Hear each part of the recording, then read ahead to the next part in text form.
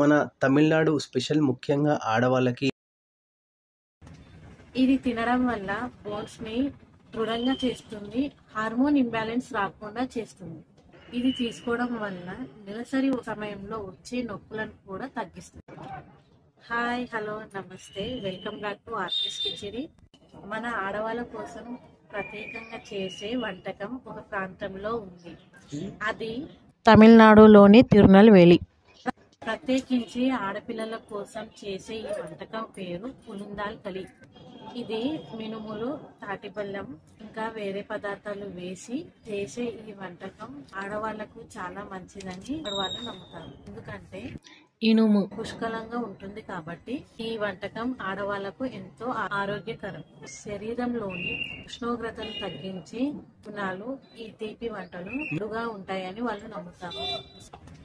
ఇది తినడం వల్ల బోన్స్ ని దృఢంగా చేస్తుంది, హార్మోన్ ఇంబ్యాలెన్స్ రాకుండా చేస్తుంది. ఇది తీసుకోవడం వల్ల నెలసరి సమయంలో వచ్చే నొప్పులను కూడా తగ్గిస్తుంది.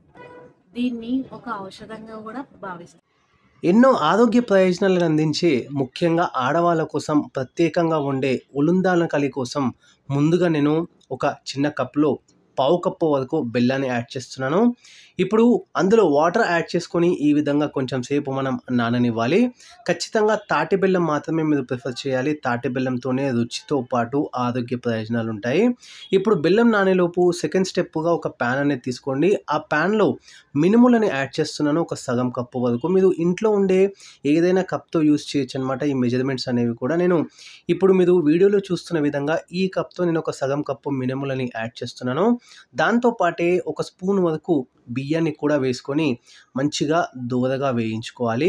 సన్నని మంట పైన, ఎక్కువ మంట పెట్టకుండా సన్నని మంట పైన అక్కడే ఉండి ఈ విధంగా బాగా కలుపుతూ దోరగా వేయించుకోవాలి. కనీసం ఒక 5 నిమిషాల పాటన మీరు దీన్ని బాగా వేయించుకోవాలి. మంచి స్మెల్ అనేది రావడం స్టార్ట్ అవుతుంది. కొంచెం రంగు అనేది మారుతుంది. బియ్యంతో పాటు ఈ మినుముల యొక్క రంగు అనేది మారుతుంది. సో 5 నిమిషాల తర్వాత ఇప్పుడు మీరు చూసినట్టయితే మంచిగా దోరగా ఇవన్నీ కూడా వేగిన తర్వాత ఒక ప్లేట్లోకి లేదా చిన్నపాటి పేపర్లోకి ట్రాన్స్ఫర్ చేసుకొని ఈ విధంగా చల్లార్చుకోవాలి. చల్లారిన తర్వాత మిక్సీ జార్లోకి తీసుకొని మంచిగా పొడి చేసి పక్కన పెట్టుకోవాలి. ఇప్పుడు అదే ప్యాన్లో ఇంతకుముందు మనం నానబెట్టిన తాటి బెల్లాన్ని యాడ్ చేస్తున్నాను.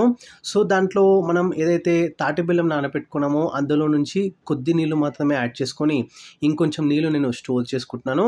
ఇప్పుడు 5 నిమిషాల పాటు బాగా కరిగించి మంచిగా మసలనివ్వాలి, బాయిల్ చేసుకోవాలి. ఇప్పుడు ఈ తాటి బెల్లాన్ని మీరు చూడొచ్చు, బెల్లం అనేది బాగా కరిగింది. ఒక 5 నిమిషాల తర్వాత బాగా దీన్ని మనం బాయిల్ చేసుకున్న తర్వాత ఆల్రెడీ మిగిలించుకున్న నీళ్లు ఏవైతే మనం తాటి బెల్లం నానబెట్టుకునేటప్పుడు నీళ్ళు ఉంటాయో అవి కొన్నిగా యాడ్ చేస్తున్నాను. ఎందుకంటే నీళ్లు లేవు కాబట్టి, సో మళ్ళీ అంటుకుంటుంది కాబట్టి ఈ విధంగా కొన్ని నీళ్ళు యాడ్ చేసుకొని బాగా కలుపుకుంటున్నాను. ఏదైతే కరిగిన బెల్లం ఉంటుందో అదంతా కూడా కలిసే విధంగా బాగా కలుపుకుంటున్నాను. ఇప్పుడు ఆల్రెడీ మనం పొడి చేసి పెట్టుకున్న మినుములు, బియ్యంది ఇందులో యాడ్ చేస్తున్నాను పొడి అనేది. సో కొద్ది కొద్దిగా యాడ్ చేసుకుంటూ కంటిన్యూస్గా మనం ఈ విధంగా వీడియోలో చూస్తున్న విధంగా గంటెతో కలుపుతూనే ఉండాలన్నమాట. సో కొన్ని నీళ్ళు ఏమైనా తక్కువ అనిపిస్తే కనుక ఇంతకుముందు మనం ఆల్రెడీ తాటి బెల్లం నానబెట్టిన నీళ్ళు ఉంటాయో ఆ నీళ్ళని ఇందులో యాడ్ చేసుకుంటున్నాను. ఇప్పుడు కంటిన్యూస్గా కలుపుతూనే ఉండాలి. ఖచ్చితంగా స్టవ్ అనేది లో ఫ్లేమ్లో మాత్రమే ఉండాలి. ఈ కలిపేటప్పుడు ఎంతో జాగ్రత్తగా ఉండాలి. కింద మళ్ళీ అడుగంటే ఛాన్స్ ఉంటుంది. ఒకవేళ స్టవ్ ఎక్కువ కనుక హీట్ అయితే ప్యాన్ మీద స్టవ్ ఆఫ్ చేసుకోవచ్చు. సో ఆ విధంగా మీరు ఫ్లేమ్ అనేది అడ్జస్ట్ చేసుకోవాలి. ఇప్పుడు మీరు చూడొచ్చు మంచిగా చిక్కబడాలన్నమాట. సో ముద్దలాగా అవ్వాలి. ఒకవేళ ముద్దగా అయిన తర్వాత కొంచెం నీళ్ళు తక్కువ అనిపిస్తే ఇంకొక పావు కప్పు మీద యాడ్ చేసుకోవచ్చు అనమాట నీళ్ళు అనేవి. సో ఇంకొంచెం మిగిలిన పొడి కూడా యాడ్ చేసుకొని ఇప్పుడు కంప్లీట్గా ఒక్కసారి నేను మిక్స్ చేసుకుంటున్నాను. సో మళ్ళీ ఈ స్టేజ్లో అడుగంటుతుంది కాబట్టి నేను ఒక పావు కప్పు మాత్రమే నీళ్ళని యాడ్ చేసుకుంటూ ఇంకొకసారి కలుపుతూ అట్లీస్ట్ ఒక 3 నుంచి 4 నిమిషాల పాటు బాగా కుక్ చేసుకోవాలి.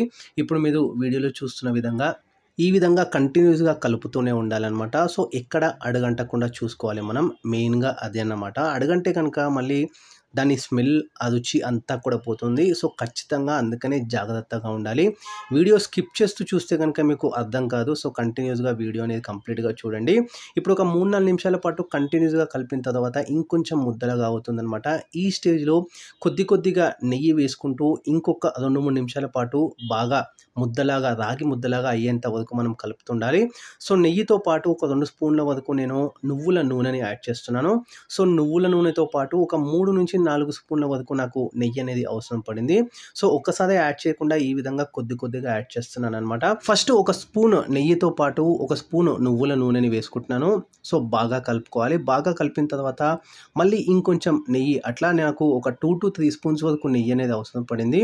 ఒకవేళ నువ్వుల నూనె లేకపోతే కంప్లీట్‌గా మీరు నెయ్యి అయినా యూజ్ చేయొచ్చు.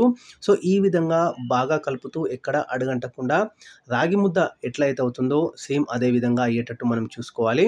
సో, నెయ్యి, నూనె అనేది ఇది అడుగంటకుండా చూస్తుందనమాట. సో, ఇప్పుడు మీరు చూడొచ్చు.